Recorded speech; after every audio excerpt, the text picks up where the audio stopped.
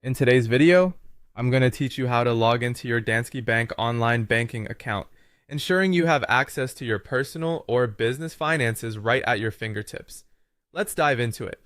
First, you'll want to open your preferred web browser and head over to the official Danske Bank website. Depending on where you're located, you might use www.danskebank.dk. Or if you're accessing the bank's services from another country, make sure to visit your specific Danske Bank country's website. Once you're on the homepage, take a look at the top right corner of your screen. You'll see the Log On button. Give that a click to proceed.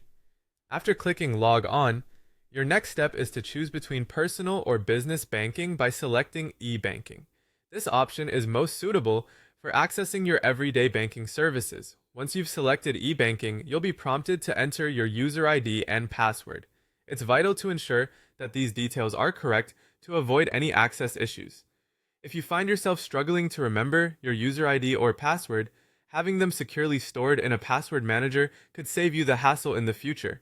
Once you've entered your login credentials, it's time to approve the login request.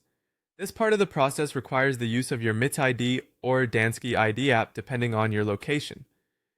These apps provide an additional layer of security, keeping your online banking experience safe and secure. If you haven't already installed one of these apps, it's a good idea to do so to complete your login seamlessly. Simply open the app and follow the prompts to approve your login. And that's it. You've successfully logged into your Danske Bank online banking account. Taking these steps not only helps you manage your finances from wherever you are, but it also offers a secure way to keep track of your banking activities. If you encounter any issues during this process, Danske Bank offers customer support that you can reach out to for assistance.